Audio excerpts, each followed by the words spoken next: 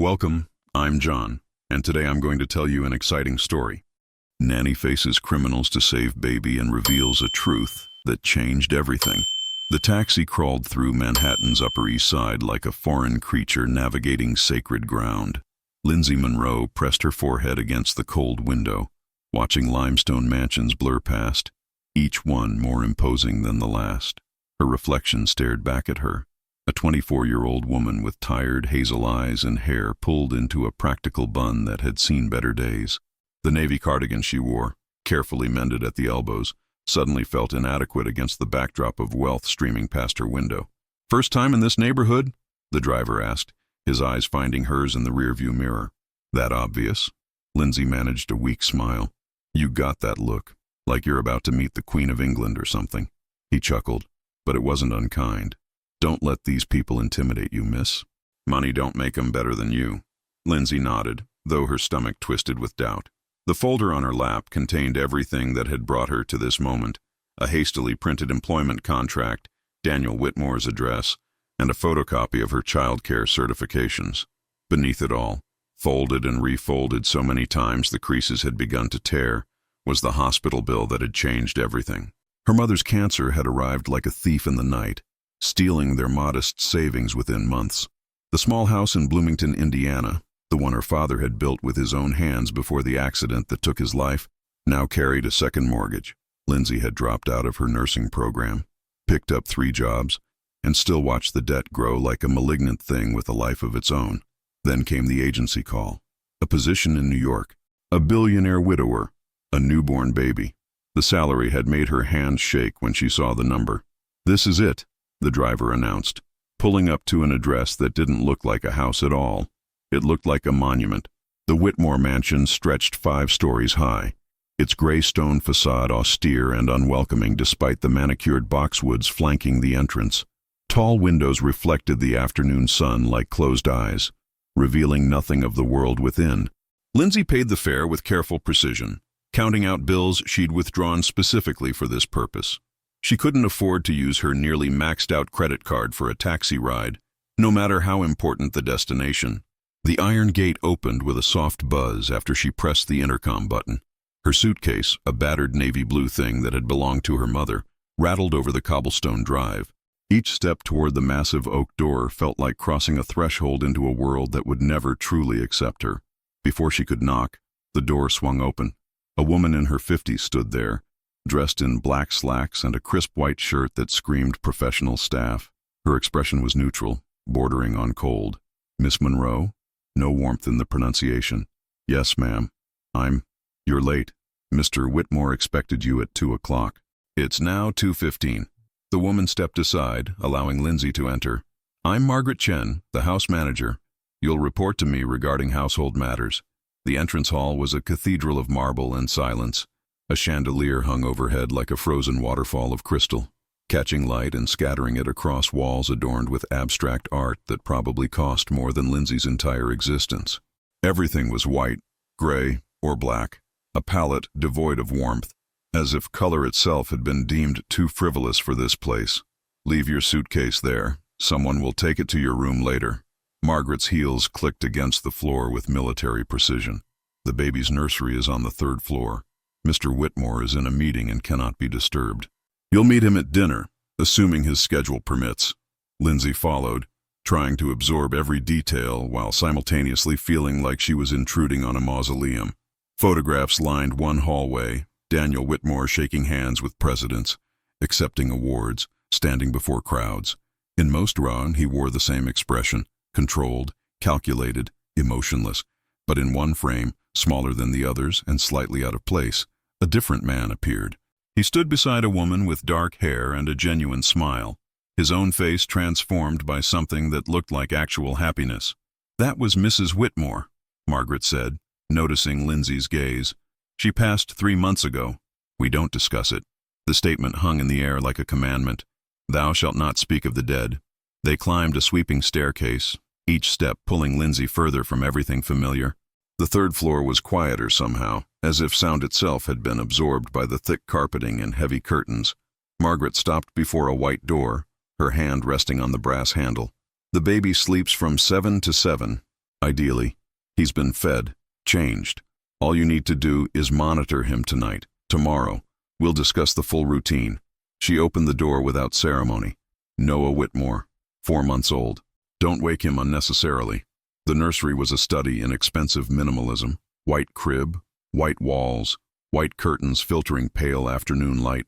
And there, in the center of all that sterile perfection, lay a baby boy with dark wisps of hair and impossibly long eyelashes. Lindsay's breath caught. Something shifted in her chest. An immediate and inexplicable recognition. This tiny human, surrounded by luxury yet somehow achingly alone, needed more than what money could provide. As Margaret's footsteps faded down the hallway, Lindsay approached the crib, slowly, reverently. Noah stirred but didn't wake. One small fist curled near his face. "Hey there, little one," she whispered. "I'm Lindsay. I'm going to take care of you." She didn't know then, couldn't have known, that this promise would cost her everything and save them both. The first week passed in a carefully choreographed dance of silence and routine. Lindsay learned quickly that the Whitmore mansion operated on invisible rules, unspoken hierarchies that everyone seemed to understand except her. She was neither family nor quite staff, existing in some undefined liminal space that left her perpetually uncertain of where she belonged. Her room was on the 4th floor, tucked beside the laundry and storage areas. It was clean, functional, and utterly impersonal. A bed with white linens, a small dresser, a window overlooking the narrow space between buildings. At night, she could hear the city breathing beyond these walls, but inside, the house held its breath, waiting for something no one would name. Margaret ran the household with military efficiency. There was Elena, the housekeeper who spoke little English and avoided eye contact. Robert, the daytime security guard who spent most of his shift monitoring camera feeds in a room off the kitchen. And Marcus, the night guard who arrived at 6 and disappeared into the shadows, his presence more suggested than seen. None of them spoke to Lindsay beyond what was necessary. She ate her meals alone in the small staff dining room, a converted pantry with a table barely big enough for two. The main kitchen, with its marble countertops and professional-grade appliances, was Elena's domain, and Lindsay had been made to understand she was not welcome there outside of retrieving Noah's prepared bottles. But Noah made everything else bearable. The baby had begun to recognize her, his face brightening when she entered the nursery each morning. He didn't cry much, which Margaret had praised as evidence of good breeding, but Lindsay recognized it for what it truly was, a child already learning that his needs would not always be met with warmth. She made a silent vow to change that, one interaction at a time. She talked to him constantly as she changed his diapers, gave him bottles, and rocked him to sleep. She told him about Indiana, about the fireflies that lit up summer evenings, about her mother's garden where tomatoes grew fat and red. She sang him songs her father had taught her, old folk tunes that had no place in this marble palace but filled the nursery with something it desperately needed: humanity. On the 5th day, she finally met Daniel Whitmore. It was 7 in the evening. Lindsay had just put Noah down when Margaret appeared at the nursery door, her expression more pinched than usual. "Mr. Whitmore will see you in his study. Now." Lindsay's heart hammered as she followed Margaret down to the 2nd floor. The study door was already open, revealing floor-to-ceiling bookshelves, a massive desk of dark wood, and windows overlooking a private garden she hadn't known existed. Daniel Whitmore stood with his back to the door, hands clasped behind him, staring out at the garden where early spring was attempting to assert itself through winter's remnants. He was taller than she'd expected from the photographs, his shoulders carrying tension like a physical weight. Even from behind, he radiated an energy that made the air feel thinner. "Miss Monroe." He didn't turn around. His voice was deep, controlled, devoid of inflection. "And Margaret tells me you've been adequate." Adequate. The word landed like a stone in still water. Lindsay straightened her spine. "I do my best, Mr. Whitmore. Your best should exceed adequate." He finally turned, and Lindsay found herself facing a man who looked like he'd aged a decade in 3 months. Dark circles shadowed eyes that were a startling blue against pale skin. His jaw was set in a permanent clench, and lines bracketed his mouth that spoke of chronic tension. He was perhaps 35, but grief had added years to his face. "Yes, sir, my son needs consistency, routine, not stories about Indiana or songs I don't recognize." His eyes bored into hers. I have monitors in the nursery, audio only. I'm aware of everything that happens in that room. Heat flooded Lindsay's face. I didn't mean any disrespect. I didn't hire you to think. I hired you to follow instructions. He moved to his desk, shuffling papers with sharp, angry movements. Noah is not your friend. He's not your pet project. He's my son, and you will care for him according to the specifications Margaret provided. Am I clear? Something hot and defensive rose in Lindsay's chest. She thought of Noah's face when she sang to him, the way his tiny hand would grasp her finger, the almost smile that had appeared yesterday morning. She thought of the coldness of this house, the silence, the absence of any affection. Crystal clear, Mr. Whitmore. Her voice came out steadier than she felt. But may I ask a question? His eyes narrowed. What? When was the last time you held your son? The silence that followed was arctic. Daniel's jaw worked, muscles flexing beneath skin. His hands gripped the edge of his desk until his knuckles turned white. Get out. The words were barely audible, but they carried the weight of absolute authority. Mr. Whitmore, I didn't mean... Get out! Louder this time. Each syllable a hammer strike. Lindsay fled, her face burning, tears threatening to spill. She'd been here less than a week and had just committed what might be a fatal mistake. As she climbed the stairs back to the nursery, she heard something that made her pause. A sound from the study below, muffled but unmistakable. Daniel Whitmore was crying. That night, lying in her narrow bed, Lindsay stared at the ceiling and wondered what kind of pain could make a man push away the only piece of his wife that remained. She thought about the photograph in the hallway, the genuine smile, the happiness that seemed impossibly distant from the man she'd met tonight. Something was very wrong in this house. It went deeper than grief, darker than loss. And somehow, without meaning to, she'd just stumbled onto the edge of a truth no one wanted exposed. The confrontation with Daniel should have been the end of Lindsay's employment. She waited the next morning for Margaret to appear with her dismissal, had even begun mentally packing her few belongings. But the summons never came. Instead, life in the Whitmore mansion continued its cold, mechanical rhythm as if the encounter had never happened. But something had shifted.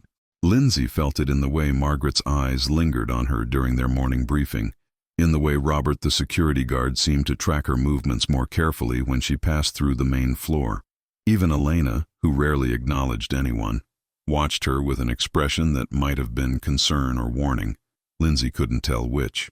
It was on the 8th night that the strangeness began in earnest. Lindsay had developed a habit of staying in the nursery until Noah fell into deep sleep, usually around 8:30. The baby slept better when she sang to him, despite Daniel's prohibition. She'd simply learned to sing more quietly, keeping one eye on the monitor camera mounted in the corner. If he was listening, he never mentioned it again. That night, as she was placing Noah in his crib, she heard voices drifting up from somewhere below. The mansion's old architecture carried sound in peculiar ways. Sometimes you could hear conversations from 3 floors away, while other times someone could stand in the next room undetected. 2 men. Neither voice belonged to Daniel, though one had a similar cultured accent. They were arguing, though keeping their volume controlled. Lindsay moved to the nursery door, opening it just a crack. I told you this needed to be handled delicately. The first voice, smooth and cold. He's stalling. It's been 3 months. He should have everything organized by now. The second voice was rougher, impatient. You don't understand what we're dealing with. Whitmore isn't some desperate fool. He's calculating every move. If we push too hard, then we use the leverage we discussed. The kid makes this simple. Lindsay's blood went cold. The kid. They were talking about Noah. Not yet. That's the last resort. Too much attention. Too many questions. Let's give it 2 more weeks. If he doesn't cooperate. Footsteps approached from a different direction, and the voices cut off abruptly. Lindsay eased the door shut, her heart pounding so hard she was certain Noah would wake from the sound of it. She stood in the darkness of the nursery, her mind racing. Who were those men? What did they want from Daniel? And what did they mean by using Noah as leverage? She moved to the window, looking down at the street below. A black sedan was parked across the street, its engine running. She'd seen it before. 3 times in the past week, always in the evening, always idling for 20 or 30 minutes before driving away. The door to the nursery opened without warning. Lindsay spun around, her breath catching. Margaret stood in the doorway, her face unreadable in the dim light from the hallway. For a long moment, neither woman spoke. "You should be in your room by now," Margaret finally said. "Noah's asleep. I was just making sure he was comfortable." Lindsay's voice sounded strange to her own ears. Too high, too defensive.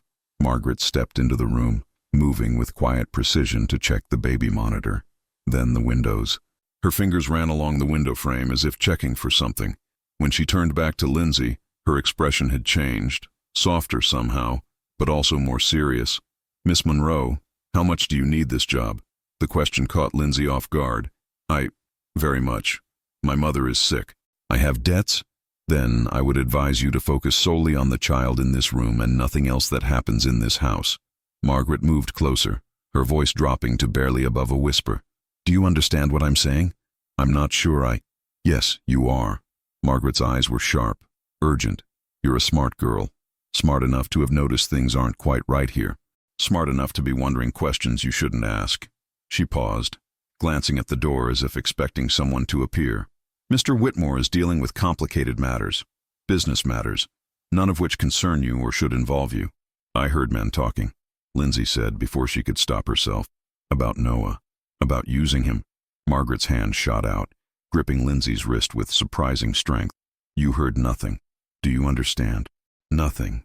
The intensity in her voice bordered on desperation. "For your own safety, and for that baby's safety, you need to do your job and nothing more." She released Lindsay's wrist and moved toward the door, then paused. "I've worked for the Whitmore family for 15 years. I knew Mrs. Whitmore before she married Daniel. She was kind, intelligent, and careful." Her voice cracked slightly. "But kindness doesn't protect you from everything. Neither does intelligence." "What happened to her?" Lindsay whispered. "The paper said it was an accident, but go to your room, Miss Monroe. Lock your door. And tomorrow, remember only that you care for a baby. Nothing else exists for you here." Margaret left, closing the door with a soft click that sounded final, like a coffin lid sealing shut. Lindsay stood in the darkness, listening to Noah's steady breathing. The baby slept peacefully, unaware that he was at the center of something dangerous, something his nanny was only beginning to understand. She thought about Margaret's warning, about the conversation she'd overheard, about the black sedan that appeared each night like clockwork. She thought about Daniel's grief and his anger, about a dead woman who'd been kind, intelligent, and careful, and yet had died anyway. Lindsay should have been terrified, should have packed her bags and fled back to Indiana, back to poverty and safety. But when she looked at Noah, so small and vulnerable in his expensive crib, in his cold nursery, in his silent house, she knew she couldn't leave. Whatever was happening here, that baby was in danger. And somehow, impossibly, she was the only one who seemed willing to do anything about it. Sleep became a luxury Lindsay could no longer afford. She lay awake most nights, listening to the house settle and breathe. Counting the hours until dawn would make everything seem less sinister. But daylight brought no relief, only the continuation of a routine that now felt like a performance. Every action observed, every word weighed for hidden meaning. She began to notice patterns. The black sedan appeared every Tuesday and Thursday evening at precisely 7:15. Robert, the day security guard, always took his break at 6:30, leaving the monitors unattended for exactly 12 minutes. And the cameras? She'd started paying attention to the cameras. There were more than she'd initially realized, covering nearly every corner of the mansion except for 3 locations: Daniel's private study, the wine cellar, and curiously, a section of the hallway on the 2nd floor near the east wing. On the 10th day, Lindsay made a decision that would change everything. During Noah's afternoon nap, while Margaret was occupied with a grocery delivery and Elena was in the main house, Lindsay slipped down to the 2nd floor. The east wing hallway looked identical to every other corridor in the mansion: cream walls, original hardwood floors, abstract art that revealed nothing. But as she walked slowly down its length, she noticed something odd. The wall on the left side sounded different when her footsteps echoed against it, hollow. Her hand traced along the wainscoting, feeling for anything unusual. At the 3rd panel from the end, her fingers found a slight depression. She pressed it, and a section of the wall clicked open, revealing a narrow door. Her breath caught. A hidden room. In a house already full of secrets, someone had needed an additional place to hide things. The space beyond was small, barely larger than a closet, with no windows. A dim motion sensor light flickered on as she entered. Metal shelves lined one wall, holding bankers' boxes labeled with years: 2019, 2020, 2021. A small desk stood against the opposite wall, and on it sat a laptop, closed, its power light blinking steadily. Lindsay's hands trembled as she opened the nearest box. Inside were files, meticulously organized, each one labeled with names she didn't recognize and locations that spanned the globe. Real estate deeds, bank statements from institutions in Switzerland, the Cayman Islands, Singapore, asset transfers, trust documents. She pulled out another file, this one thicker. The tab read, VM, personal, VM, Victoria Whitmore, Daniel's late wife. Inside were letters, printed emails, and photographs. Lindsay's eyes scanned quickly, trying to absorb information while listening for footsteps. The letters were threats, thinly veiled as business correspondence. Someone named RC repeatedly referenced outstanding obligations and necessary insurance and protecting future interests. One email, dated 6 months before Victoria's death, made Lindsay's blood run cold. Victoria, you seem to believe you have a choice in this matter. Let me be clear, you don't. Your husband's company holds information that belongs to us. The access codes, the offshore accounts, the properties held under shell corporations. All of it was built on our foundation. We've been patient. We've been understanding. But patience has limits. You're carrying Whitmore's child. Think about what kind of world you want that child to inherit. Cooperate, or we'll make that decision for you. RC Victoria had written a response, never sent, still in draft form. I won't help you destroy everything Daniel built. I won't give you access to ruin innocent people's lives. My son will grow up knowing his mother chose integrity over fear. If that costs me my life, so be it. But you'll never touch my family. V. Lindsay's vision blurred with tears. Victoria Whitmore hadn't died in an accident. She'd been murdered. And whoever had killed her was still circling this house, still threatening this family. You shouldn't be here. Lindsay spun around, nearly dropping the file. Daniel stood in the doorway, his face a mask of controlled fury. But beneath the anger, she saw something else. Fear. Mr. Whitmore, I can explain. No explanation justifies breaking into a private room and going through confidential documents. He stepped inside, closing the door behind him. The small space suddenly felt suffocating. What did you read? Enough to know your wife was murdered. The words came out stronger than Lindsay felt. Enough to know Noah is in danger. Enough to know you're being extorted by someone named RC. Daniel's jaw clenched. A muscle twitched in his cheek. For a moment, she thought he might physically throw her out of the room, out of the house, out of his life. Instead, he sank into the desk chair, his head dropping into his hands. When he looked up, the carefully maintained facade had cracked, revealing a man drowning in circumstances beyond his control. Her name was Victoria Chen, before she married me, Margaret's niece. His voice was hollow.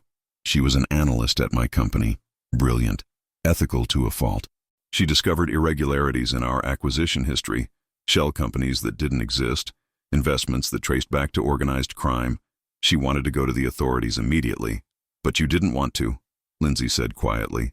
I wanted to handle it carefully, build an ironclad case, protect our employees, our shareholders. He laughed bitterly. I thought I was being smart, strategic. What I was being was arrogant. Who's RC? Richard Castellano.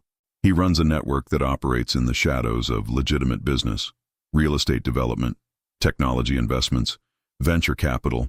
All of it looks clean on the surface. Underneath, it's money laundering, extortion, worse. Daniel's hands trembled slightly. My father took investment money from him 20 years ago when the company was struggling. I didn't know. Victoria didn't know. But Castellano considers himself a silent partner with permanent claims on Whitmore Technologies. And Victoria refused to give him what he wanted. She refused, and 3 days after Noah was born, she fell down the stairs. A tragic accident, the police said. Postpartum fatigue, they suggested. No evidence of foul play. His voice cracked. But I knew, and I couldn't prove it, and I couldn't protect her. Lindsay moved closer, compelled by the raw pain in his voice. What does he want now? Daniel met her eyes, and in them she saw the weight of impossible choices. Everything. Complete access to our systems, our accounts, our clients. He wants to use Whitmore Technologies as his personal money laundering operation. And if I don't cooperate, he'll take Noah. He already told me the plan. A kidnapping. Untraceable. He keeps my son until I comply. Then maybe, he returns him. Daniel's voice broke completely. I've been stalling, trying to find a way out, trying to build a case strong enough to bring him down without putting Noah at risk. But I'm running out of time. The laptop on the desk blinked insistently. Lindsay looked at it, then at Daniel. What's on there? Everything Victoria collected. Every transaction, every connection, every piece of evidence. Enough to destroy Castellano's entire operation. He stood, his expression hardening, and enough to get everyone in this house killed if he discovers it exists. The revelation hung between them like a live wire, dangerous and electrifying. Lindsay's mind raced through implications, through possibilities, through the terrifying reality that she now knew too much to simply walk away. You should fire me, she said finally. Send me back to Indiana. The less I know, the safer I am. Daniel studied her face, searching for something. Is that what you want? Lindsay thought of Noah sleeping peacefully upstairs, unaware that his life was a bargaining chip in a game played by men who saw human beings as assets to be leveraged or eliminated. She thought of Victoria, who'd chosen integrity over survival and paid the ultimate price. She thought of her mother in that hospital bed in Bloomington, waiting for a daughter who might never return. No, she whispered, but I'm terrified. Good. Fear means you understand the stakes. Daniel closed the laptop carefully, as if it were made of something more fragile than metal and glass. Margaret knows everything. She's been helping me document Castellano's movements, his associates, his patterns. She's the only person in this house I trust completely. What about Robert? Marcus? Robert's been on Castellano's payroll for 6 weeks. He doesn't know I know, and we need to keep it that way. Marcus is loyal, but his daughter has medical bills he can barely afford. I can't risk putting pressure on him. Daniel's expression darkened. Castellano is very good at finding people's weak points, like my mother's cancer. The realization hit Lindsay like ice water. That's why the agency called me specifically for this position, isn't it? He knows about my debts. Daniel nodded slowly. The agency has been compromised. 3 of the last 4 nannies I've hired have reported back to Castellano. They were supposed to watch Noah, note his routines, map out vulnerabilities. He paused. You were supposed to be number 4. But I'm not. Lindsay said it as a statement, not a question. No, you're not. I've been monitoring all your communications. You haven't contacted anyone except your mother's hospital and a friend named Sarah in Indiana. No suspicious calls, no unexplained emails. Either you're the best operative Castellano has ever planted, or you're actually just a woman who needed a job to save her mother. The second one. Lindsay's voice hardened. I would never hurt a child. Never. I know. I've watched you with Noah. The way you talk to him, sing to him, hold him like he actually matters. Daniel's voice caught. The way I should be doing and can't. Why can't you? The question hung in the air, heavy with judgment and curiosity. Daniel turned away, his shoulders rigid. Because every time I look at him, I see Victoria dying. I see my arrogance and my mistakes costing her life. I see my son growing up without a mother because I thought I could outsmart criminals who've been playing this game for decades. His hands gripped the edge of the desk, and I'm terrified that if I let myself love him the way I should, Castellano will use that love to destroy us both. Lindsay understood then. Daniel wasn't cold. He was protecting himself from a grief so profound it threatened to consume him. He'd built walls around his heart because the alternative was drowning in loss. He needs you anyway, she said softly. Noah needs his father, even a broken one. Before Daniel could respond, his phone buzzed. He glanced at the screen, and his face went pale. What is it? A message from Castellano. He's coming here. Tomorrow night. He wants an answer. Daniel's hand shook as he pocketed the phone.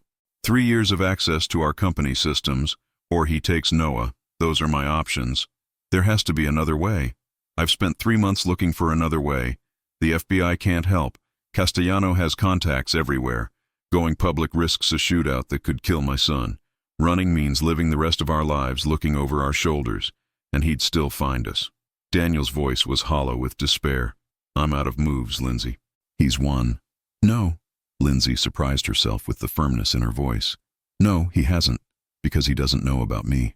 What are you talking about? You said the last 4 nannies reported to him. He expects you to be isolated, vulnerable, making decisions alone. But I'm not working for him. I'm not afraid of him. And I'm not going to let him take that baby. Daniel stared at her like she'd lost her mind. You're a 24-year-old woman from Indiana.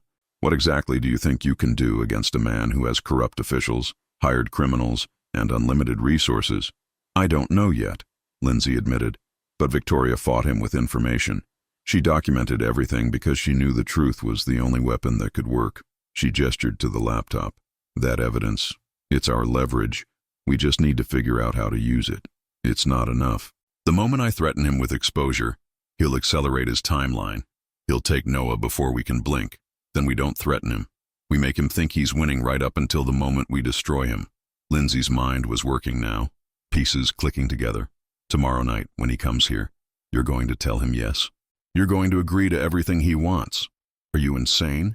You're going to agree, Lindsay continued, but you're going to ask for 48 hours to arrange the access protocols. Something technical, something that sounds legitimate. Can you do that? Daniel's eyes narrowed, following her logic. Possibly, but that only buys us 2 days. Then what? Then we do what Victoria started. We finish building the case, and we take it to someone who can't be bought. Lindsay's voice grew stronger with each word. But first, we need to know exactly what Castellano has planned. We need to know when, where, and how he intends to take Noah if you refuse. And how do you propose we find that out? Lindsay thought of Robert, the security guard who spent his shifts watching camera feeds and taking 12-minute breaks at precisely 6:30. She thought of the black sedan that appeared every Tuesday and Thursday. She thought of all the patterns she'd been observing, the routines that made people predictable. We use the same tactics he's using against us. We watch. We listen. We document everything. She met Daniel's gaze directly, and when he makes his move, we'll be ready. For the first time since she'd met him, Daniel Whitmore smiled. It was small, fragile, and shadowed by doubt, but it was genuine. You're either very brave or very foolish. Probably both, Lindsay admitted. But I promised Noah I'd take care of him, and I keep my promises. Daniel stood, straightening his shoulders as if preparing for battle. If we do this, if we really do this, you need to understand the risk. Castellano doesn't make idle threats. People who oppose him disappear. Permanently. I understand. Your mother's medical bills. If something happens to me, I've arranged for them to be paid in full. Margaret has the documentation. The casual mention of his own potential death should have terrified Lindsay. Instead, it steadied her. Daniel had been carrying this burden alone for 3 months, planning for the worst while hoping for a miracle. Now, finally, he had an ally. Nothing's going to happen to you, she said firmly, or to Noah, or to any of us. We're going to end this.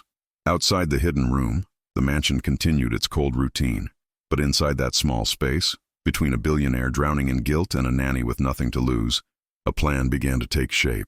Tomorrow night, Richard Castellano would arrive expecting surrender. Instead, he would walk into a trap of his own making. The next 24 hours passed in a strange duality, the surface calm of routine masking the frantic preparation underneath. Lindsay went through her duties with Noah as always, feeding him, changing him, singing softly while her mind raced through contingencies and possibilities. To anyone watching, she was simply the nanny. No one could see the plan taking shape behind her careful smile. Margaret became their silent co-conspirator. That evening, after Elena left for the day, the 3 of them gathered in the hidden room. Margaret brought files she'd been secretly compiling, photographs taken from a distance, license plate numbers, time-stamped logs of suspicious visitors. The work of someone who'd been preparing for this confrontation far longer than anyone realized. Victoria asked me to document everything 6 months before she died, Margaret explained, her voice tight with old grief. She knew something was wrong. She felt it in her bones. But she wanted to protect Daniel, wanted to shield him from the truth until she had irrefutable proof. She was protecting all of us, Daniel said quietly, looking at the evidence spread across the small desk. And I was too blind to see it. Stop, Margaret said firmly. Victoria wouldn't want you drowning in guilt. She'd want you fighting. So fight. Lindsay studied the photographs. Richard Castellano appeared in several. A man in his 50s with silver hair and an expensive suit, looking for all the world like a respectable businessman.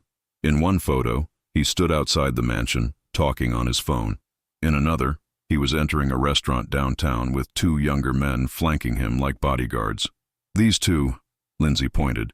"They're the ones I heard talking about Noah, about using him as leverage." Margaret nodded grimly. "Anthony Rizzo and James Keller, Castellanos' enforcers. They handle the situations that require a more direct approach." "Direct meaning violent," Daniel clarified, his jaw tight.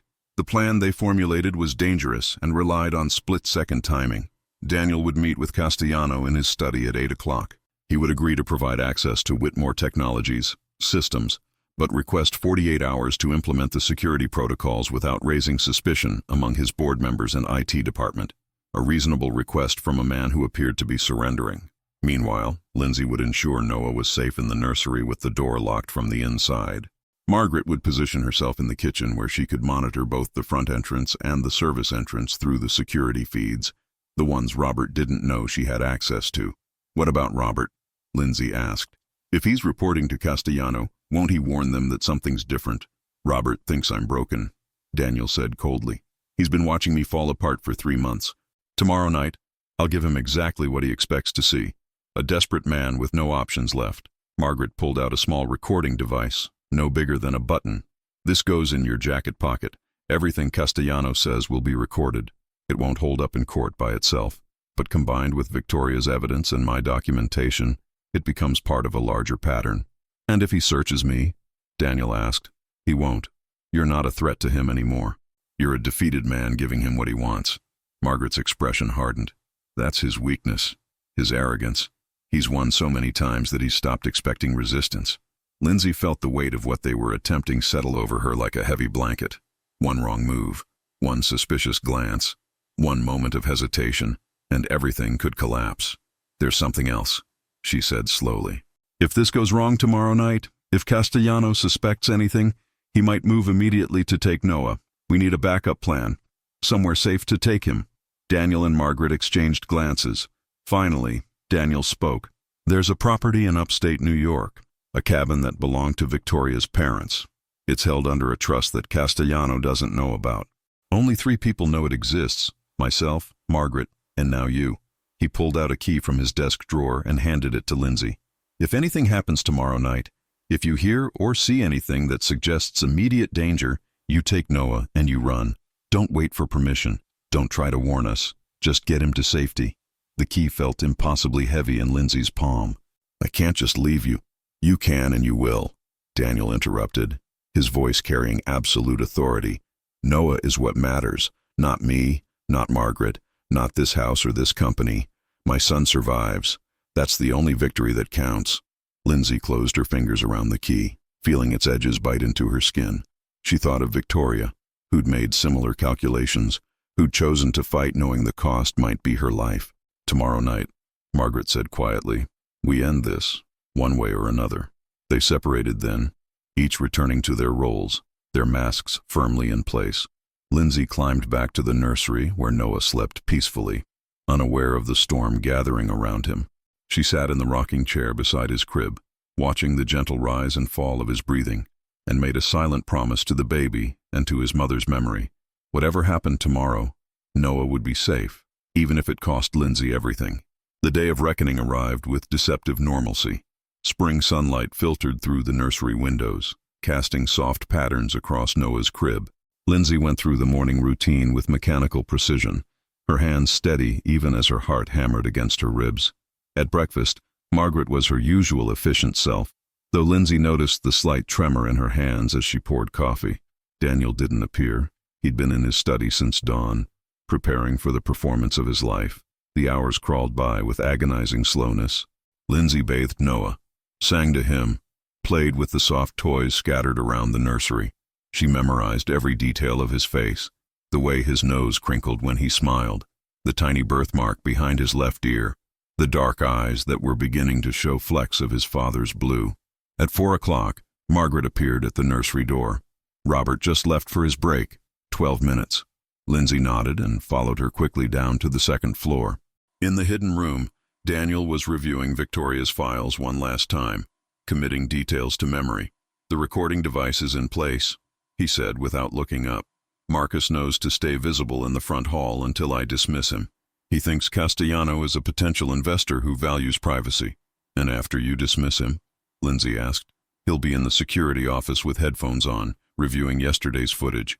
He won't hear anything from the study. Daniel finally looked at her, and she saw the fear he'd been hiding beneath his controlled exterior. If this goes wrong— It won't, Lindsay interrupted, though she had no right to such certainty. If it does, Daniel continued firmly, you take Noah. The cabin address is programmed into the GPS under Safe House. There's cash hidden in the nursery, behind the bottom drawer of the changing table. $20,000. Margaret will meet you there within 48 hours if she can. Daniel, promise me. His voice cracked. Promise me you'll save my son.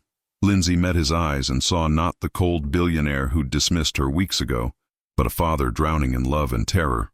I promise. Margaret checked her watch. 7:30. Castellano will be here in 30 minutes. Lindsay, get back upstairs. Lock the nursery door. Don't open it for anyone except me or Daniel, and only if we give you the code word. What's the code word? Victoria, Daniel said softly. Her name. It's the only thing he never took from us. Lindsay climbed back to the 3rd floor, her legs feeling disconnected from her body. Inside the nursery, she turned the lock with a quiet click that sounded like a gunshot in the silence. Noah was awake, watching her with curious eyes. Hey, sweet boy, she whispered, lifting him from the crib. Tonight might be scary, but I need you to be brave for me, okay? Just like your mama was brave. At 7:55, she heard a car pull up outside. Through the nursery window, she watched a black Mercedes park directly in front of the mansion. 3 men emerged, Castellano in the center, flanked by Rizzo and Keller. Even from 3 stories up, she could see the predatory confidence in their movements. The doorbell rang. Marcus's voice drifted up, muffled but polite, greeting the visitors. Footsteps crossed the marble floor below. The study door opened and closed. Then, silence. Lindsay held Noah close, feeling his heartbeat against hers. She'd positioned herself near the door where she could hear better, her phone in her pocket recording everything, the key to the cabin tucked in her sock. Daniel's voice came first, distant but audible through the old mansion's acoustics. Mr. Castellano, thank you for coming. Let's skip the pleasantries, Whitmore. You've had 3 months to grieve. I've been patient. That patience has limits. Castellano's voice was smooth, urbane, and utterly devoid of empathy. I understand. I'm prepared to give you what you want. A pause. Lindsay imagined Castellano studying Daniel, searching for deception. Full access to Whitmore technologies, systems, complete integration of my financial operations, and your continued silence. It wasn't a question. Those were the terms. Yes, Daniel said, and Lindsay heard the defeat he'd manufactured so carefully. But I need 48 hours to implement the protocols. My board will ask questions if I suddenly grant system access to unknown entities. I need to create cover stories, falsify authorization records. Or, Castellano interrupted, his voice hardening, you could simply do what I tell you and stop negotiating like you have leverage. I'm not negotiating. I'm trying to protect both of us. If my board becomes suspicious, they'll involve federal regulators. Neither of us wants that scrutiny. Another silence, longer this time. Lindsay barely breathed. 48 hours, Castellano finally said. But understand something, Whitmore. I don't trust you. So here's what's going to happen. Rizzo and Keller will be staying in this house until the access is complete. They'll monitor your every move. And if you deviate from our agreement in any way, if I detect even a hint of betrayal, your son disappears. Permanently. Do we understand each other? Lindsay's blood turned to ice. They were staying. The plan had just collapsed. Upstairs in the nursery, holding Noah tight, she realized with terrible clarity that the real nightmare was only beginning. Lindsay's mind raced through impossible calculations. 2 armed men in the house for 48 hours. Every movement watched, every action scrutinized. The plan had been designed for a single meeting, not a prolonged occupation. Below, she heard chairs scraping, footsteps moving. Daniel's voice carried up the stairs, strained but controlled. Margaret will show your men to the guest rooms on the 2nd floor. They won't need rooms, Castellano said coldly. Rizzo will monitor the security office. Keller will position himself here, outside your study. You won't take a phone call, send an email, or leave this house without one of them knowing. And my son's nanny. She'll need to move freely to care for the baby. Lindsay's breath caught. Daniel was thinking ahead, trying to preserve her mobility. The nanny. Castellano's voice turned speculative. Yes, I'd like to meet her. What was her name? Lindsay Monroe, from Indiana. Mother dying of cancer in Bloomington Memorial Hospital. The casual recitation of her personal details made Lindsay's stomach turn. He'd researched her, knew her vulnerabilities, had likely planned to use them from the beginning. She's upstairs with Noah, Daniel said tightly. Fetch her. I want to look at the woman caring for your son. Footsteps approached the stairs. Margaret's voice, carefully neutral. Miss Monroe, Mr. Whitmore would like to see you in the study. Lindsay's hands shook as she placed Noah back in his crib. She couldn't run, not with 3 men downstairs and Daniel's life hanging in the balance. She smoothed her shirt, checked that her phone was recording in her pocket, and unlocked the nursery door. Margaret stood in the hallway, her face a careful mask, but her eyes held a warning.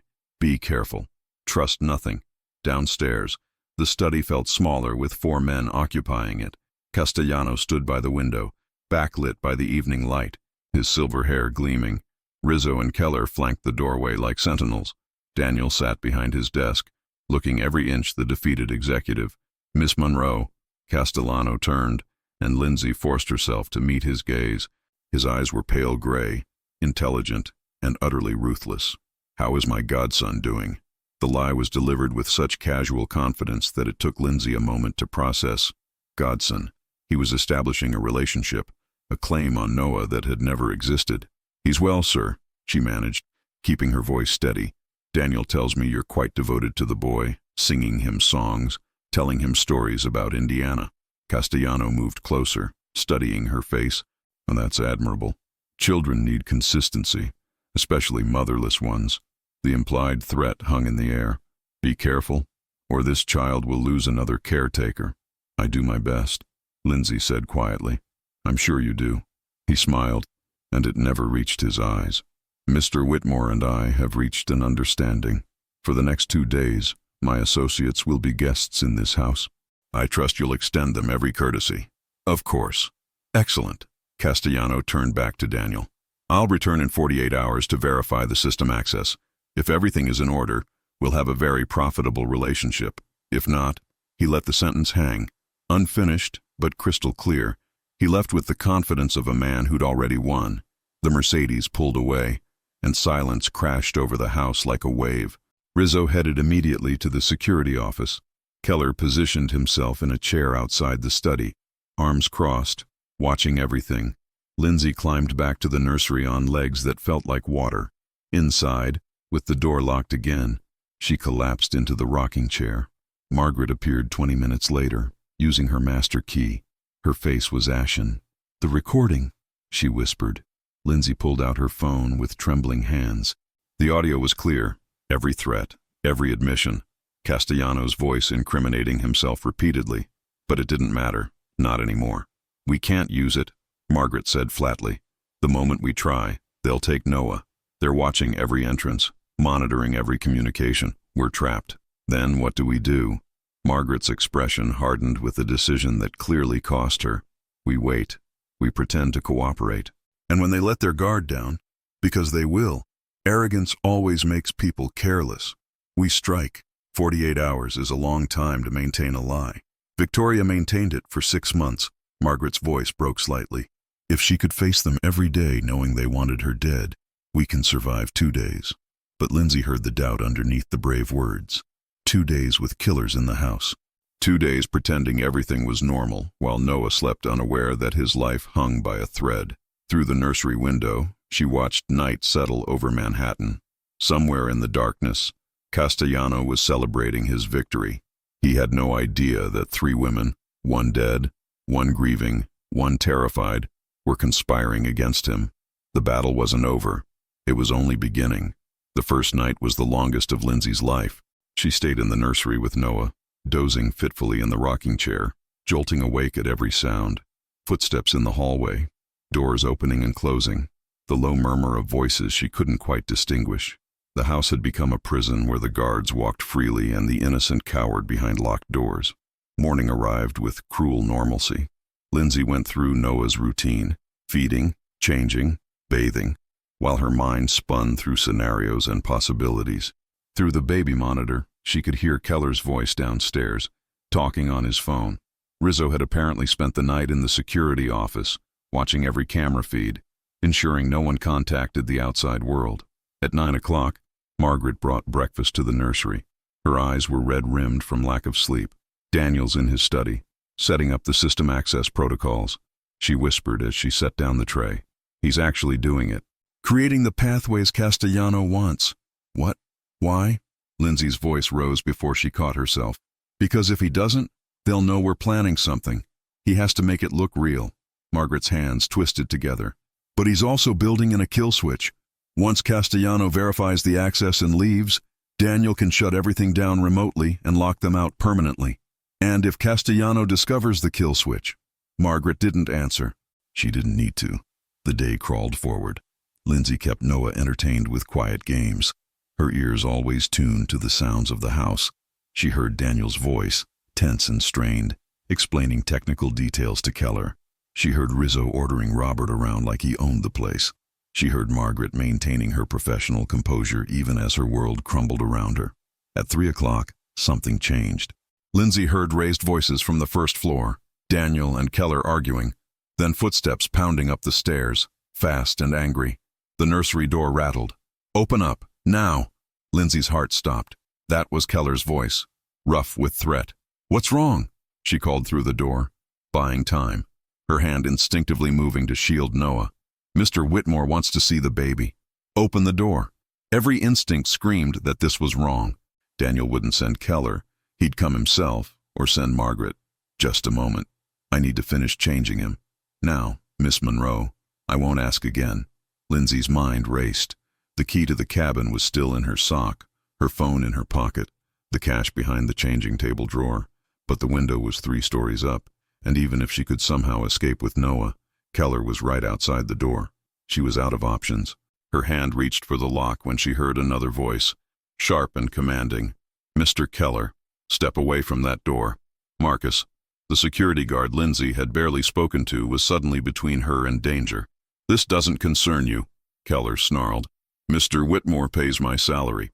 He gave me explicit instructions that no one enters the nursery without his direct authorization. You're not authorized. I could break you in half, old man." "You could try."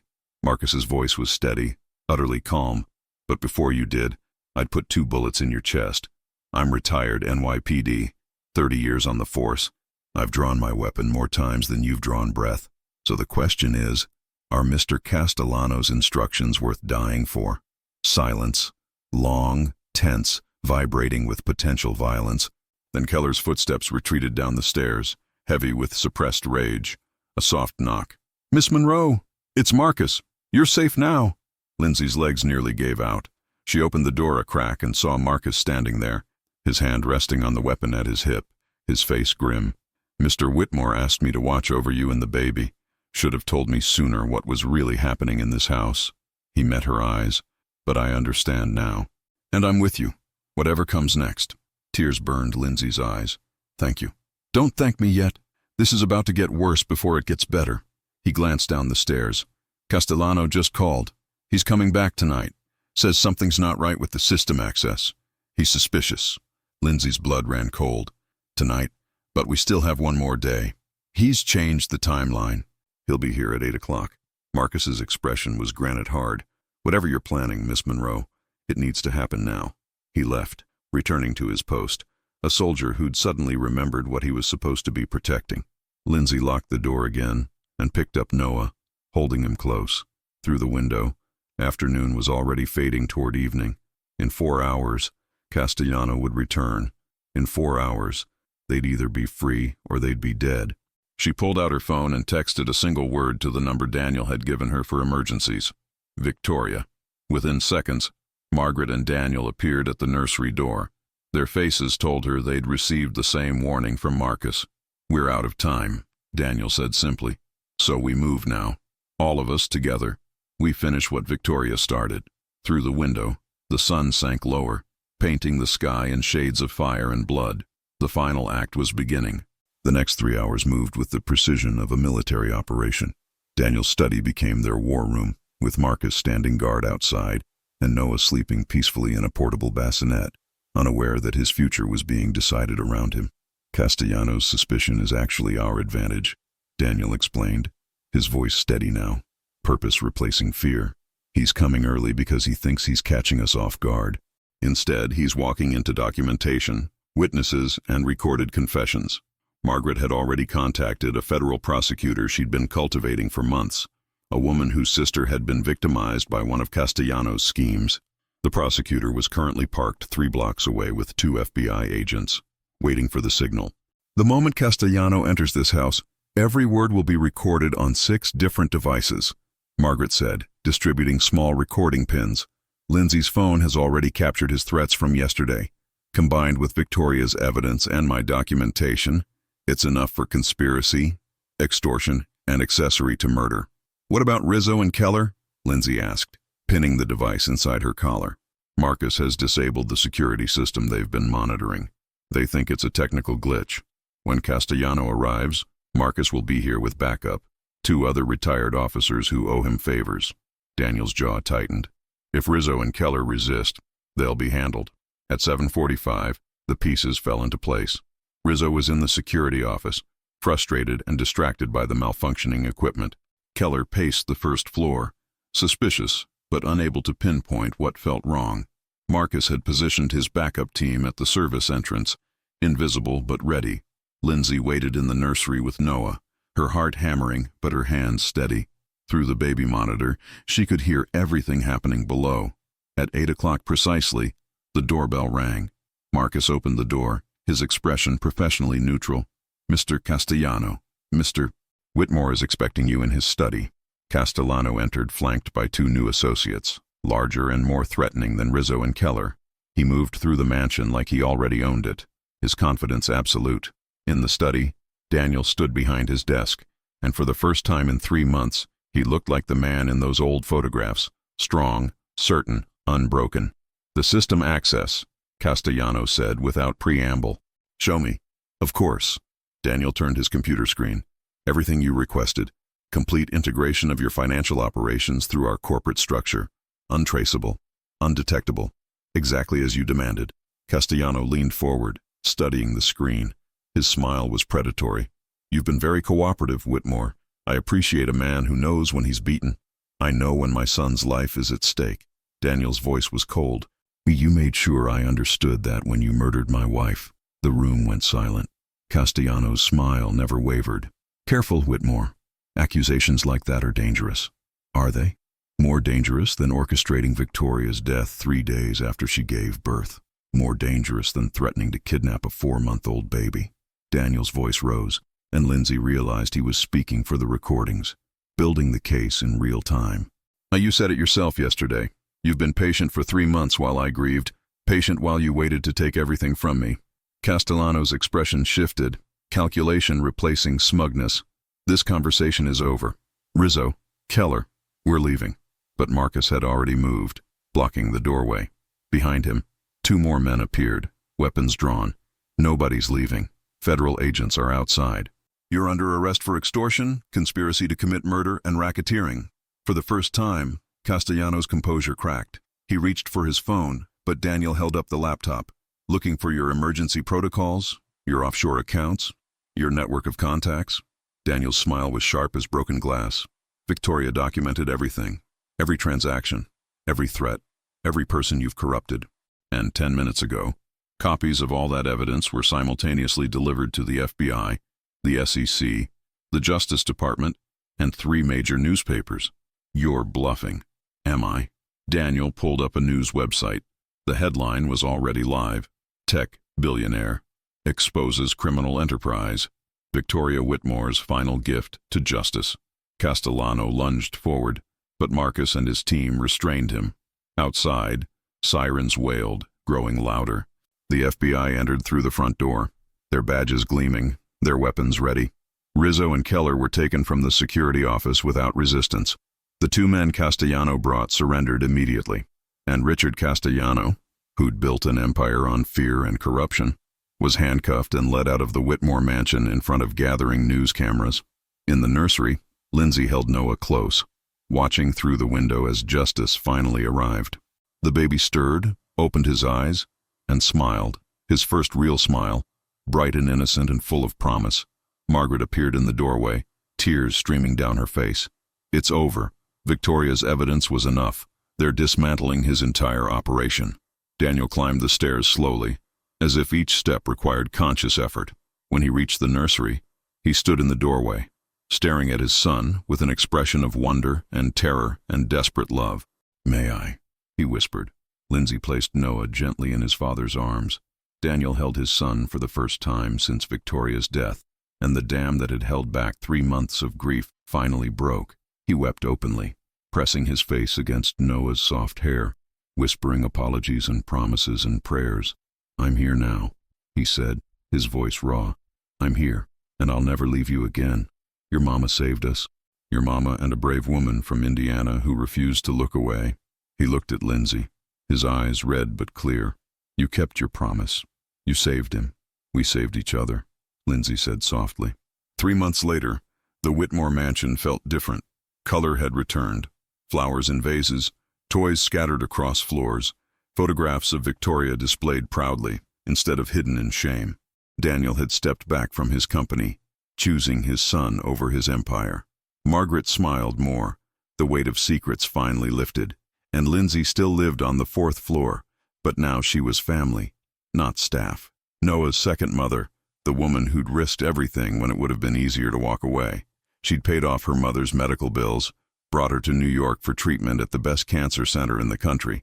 Sarah visited from Indiana, amazed at the woman her quiet friend had become. On warm evenings, Daniel, Margaret, and Lindsay would sit in the garden with Noah, telling him stories about his mother, her courage, her integrity, her fierce love. They made sure he understood that he came from strength, from a woman who'd chosen truth over survival. "She'd be proud of all of us," Margaret said one evening, watching Noah discover flowers. "She'd be proud of you especially," Daniel told Lindsay. "You finished what she started. You made sure her sacrifice meant something." Lindsay thought about that often. About Victoria, who'd documented evidence knowing it might cost her life. About Margaret, who'd carried that burden for months. About Daniel, who'd found his way back from grief. About Marcus, who'd chosen the right side when it mattered most. Heroes weren't always loud or obvious. Sometimes they were quiet, afraid, imperfect people who chose courage anyway. Noah grew up knowing that story, and he learned from all of them what Victoria had known all along, that the truest form of strength isn't power or wealth or fearlessness. It's choosing to protect what matters, no matter the cost. It's love. The end. Did you like this story? Would you have done anything differently? Tell me in the comments. See you next time. Don't forget to like and subscribe now to receive more exciting stories that you won't want to miss. Thank you very much.